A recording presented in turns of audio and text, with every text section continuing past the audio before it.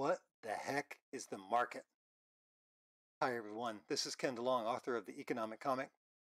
And today I want to talk about what's the market. You often will hear, you turn on the radio or the TV and they say, well, the market was up today. What in the world does that mean? Right? Or you'll hear economists saying, well, the market solves problems. You're like, what? How does that work? What do you mean the market solves problems? I don't understand. Or the market allocates resources. Like, what? Um, People use this word, the market, in all kinds of ways, and a lot of times as an abbreviation, and it's very confusing, I think.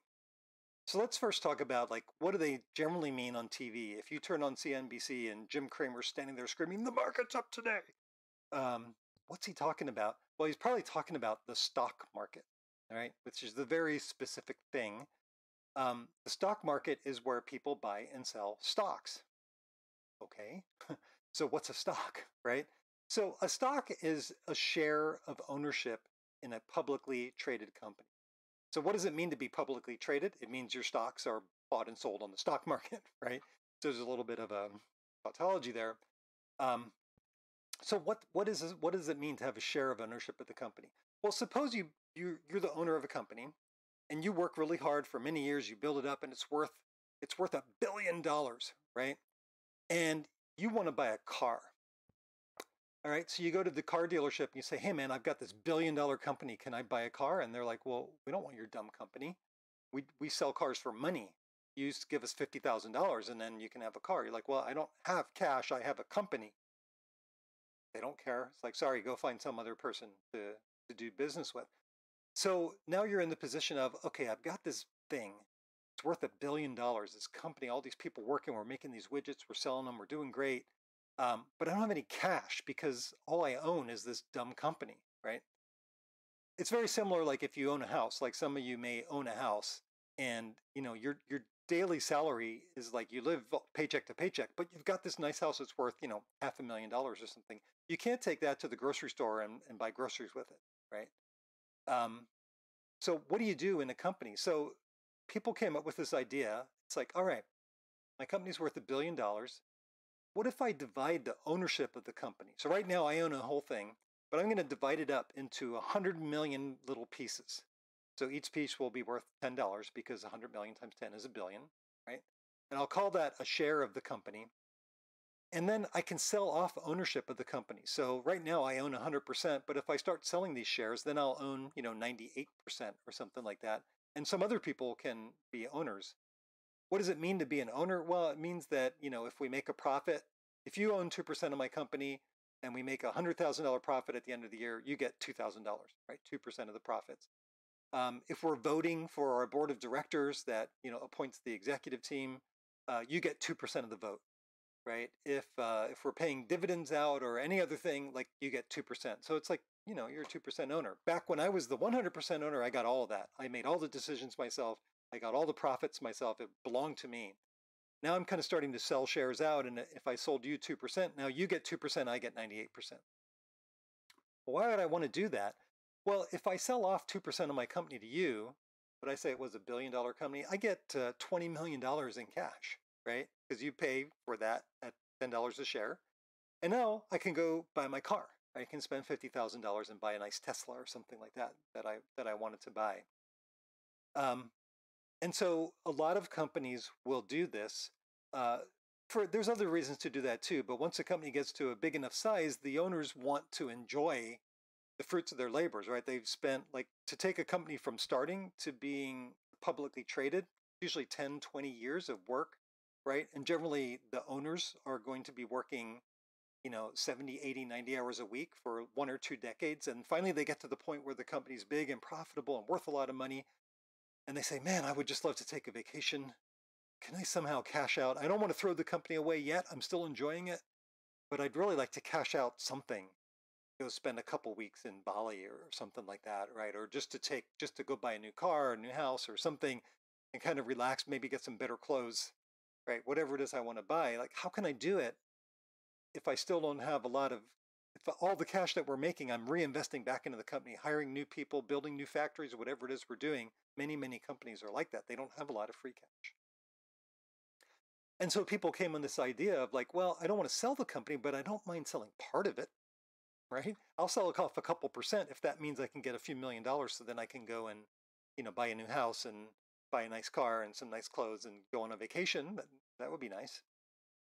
So they got to this idea of stocks, which a share in a company, a stock, is one part ownership in the company.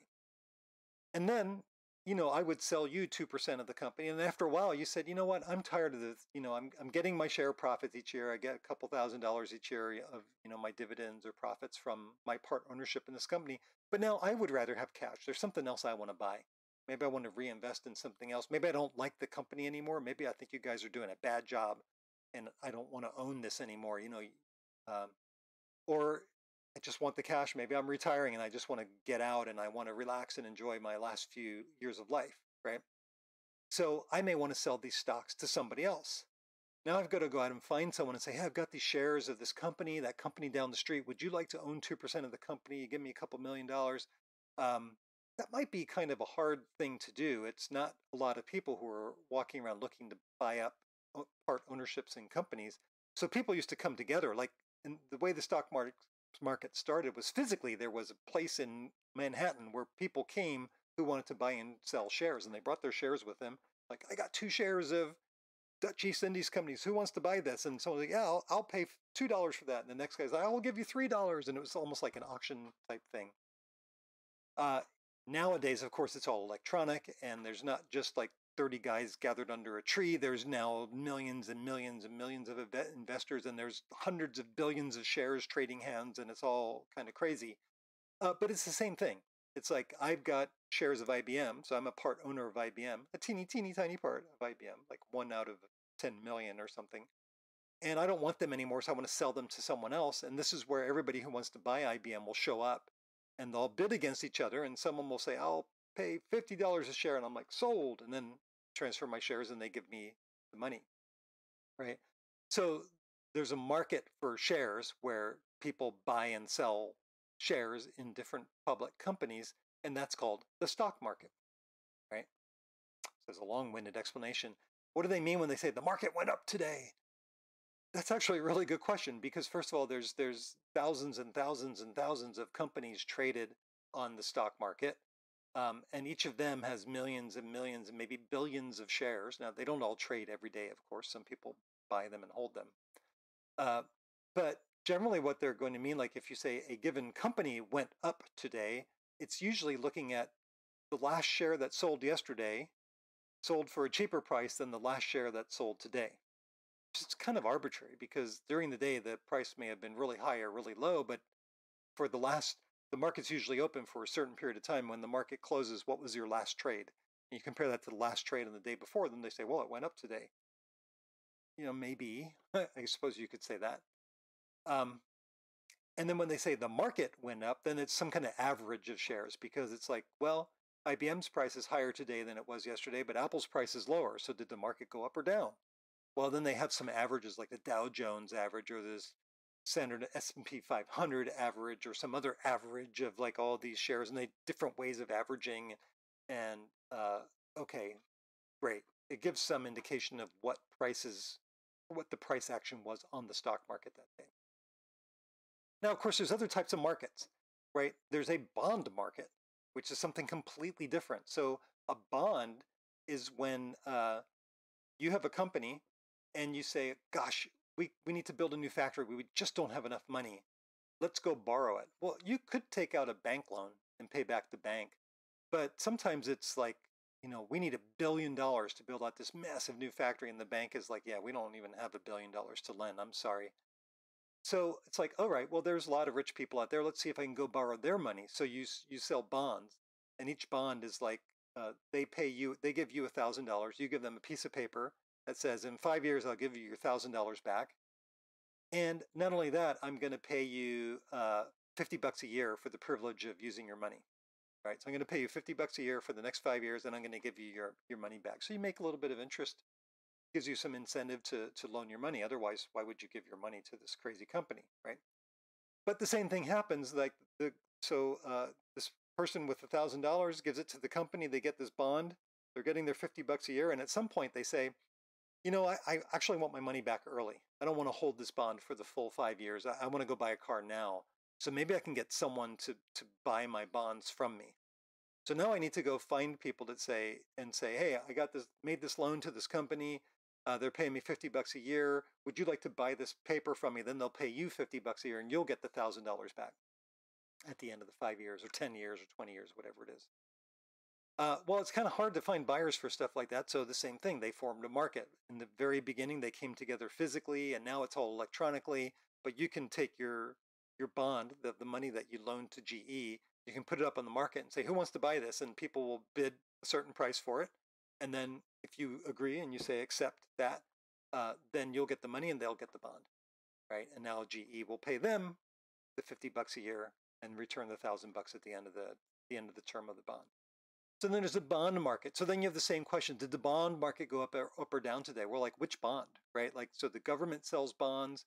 Most public companies sell bonds. And most public companies, like we're talking about GE, let's talk about GE. They probably have like 50 different types of bonds. The bonds that mature in 2023 and the ones that mature in 2027. And then there's another one they sold that are 2026. And there's all at different interest rates. And like, so you can't even say GE's, you can say GE stock because there's only, every stock's equivalent, but the bonds are all different, right? They may have sold 1,000 bonds of one type and 1,000 bonds of another type and 1,000 of another type, and they're all going to trade slightly differently. And then, of course, there's all the millions of companies who are selling bonds. And it's like, so what does it mean when the bond market goes up or down? And again, it's the same thing. They kind of make an average of stuff like that. All right, so you got stock market, you got bond market, and there's other weirder credit derivatives that Wall Street manufactures, mortgage-backed securities, and there's the mortgage market, and there's all the, okay, so there's all those weird markets. But in the end, a market is just a place where people buy and sell something. So the stock market is where they go to buy and sell stocks. The bond market's where they go to buy and sell bonds. The supermarket is where you go to buy and sell food, right? So we even use that term. But when economists use the term the market, all right, they're talking about like everything, right? So people buy and sell cars, they buy and sell apples, they buy and sell shoes, they buy and sell clothing, beds, furniture, everything you can think of, right? Baseball equipment is bought and sold.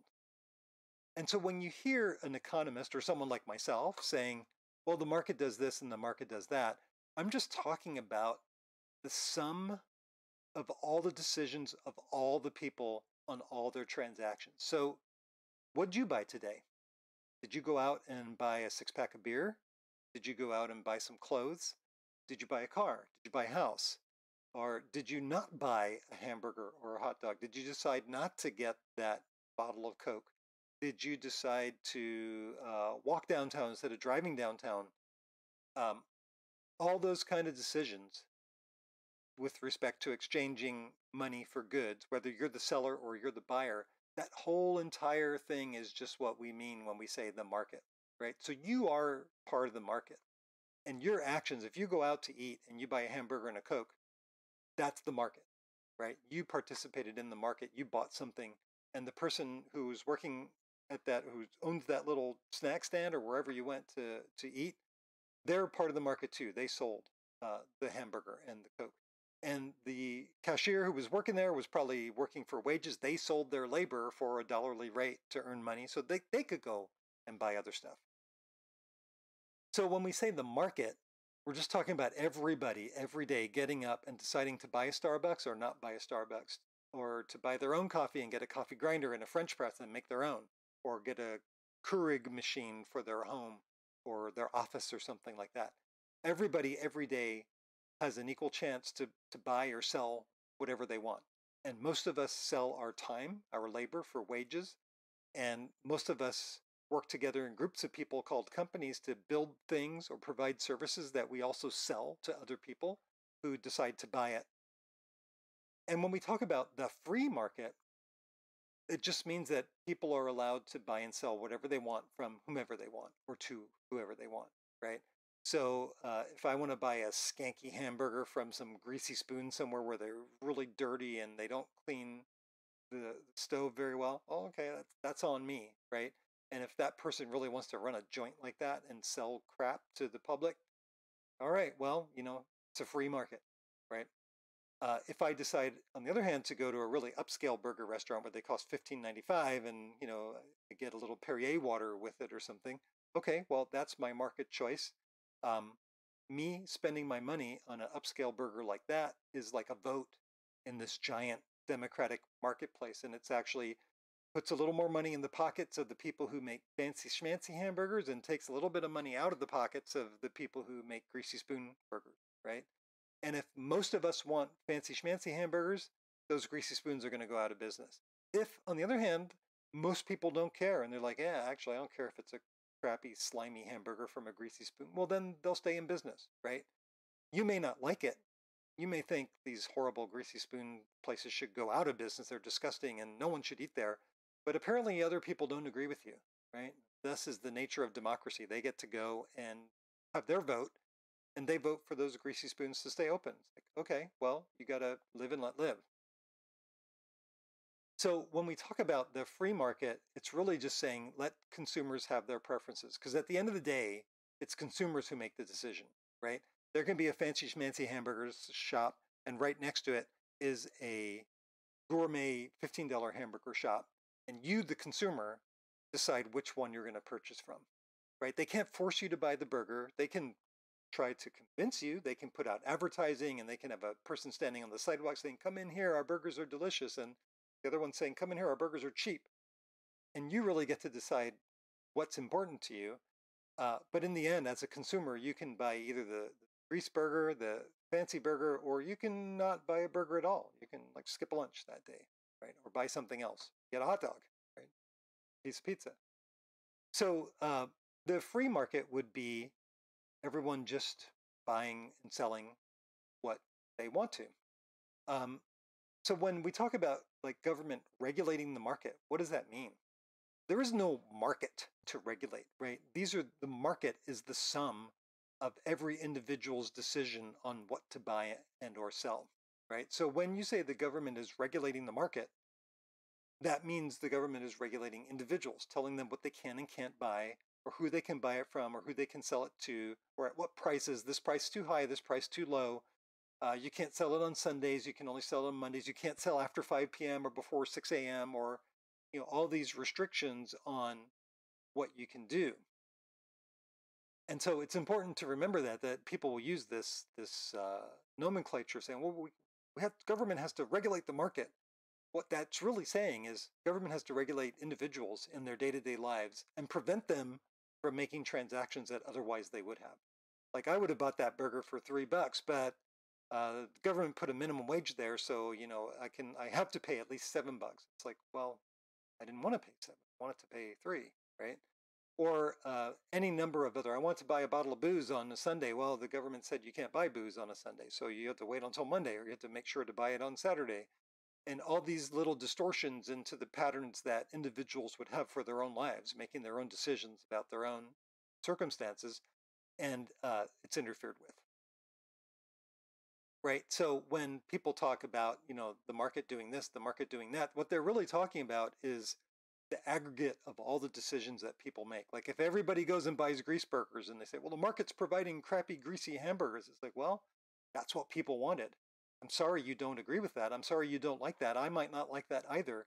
But apparently we were outvoted, right? Apparently the grease burger spot has enough customers, even though they're all getting food poisoning and they don't feel good and they're all getting fat. It's like, well, they still prefer that to the fancy burger.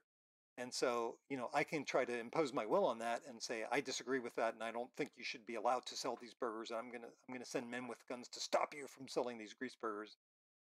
Or you can just say, well, okay, I disagree. I'm not going to go there. I'm going to go to the fancy burger place. But, everybody else has their own vote.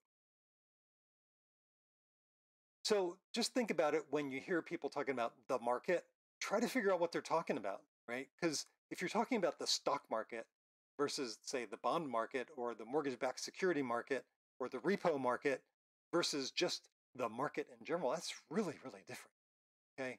And, when you're talking about all these markets are just buyers and sellers saying, hey, I sell you this for $3. And the other person saying, yeah, okay, I'll take that for $3, right? No coercion involved. There's nobody's being forced to buy or sell anything. So when you're talking about regulating those markets, you're just talking about stopping individuals from doing what they would have done under their own volition, or forcing them to do something that they really don't want to do. Okay, so try to keep that in mind when you hear those words, the market. Try to suss out exactly what are they talking about, and does the speaker even know what the heck they're talking about? A lot of people don't even make this distinction. Like they'll hear an economist say, "Oh, you know, the market does this," and they'll say, "No, the stock market doesn't do that." It's like, it wasn't talking about the stock market. Like, come on, you need to be more precise with your language, or communication is difficult. All right, this is Ken DeLong, author of the Economic Comic, just reminding you to think for yourself, use your own brain to form your own opinions, and I'll see you in the next video. Hey guys, if you want to understand more about economics, but you're just tired of the jargon and the technobabble of professional economists and media pundits, then check out my book, The Economic Comic, which is available on Amazon. There you can learn some of the concepts of economics through comics. Thanks for listening.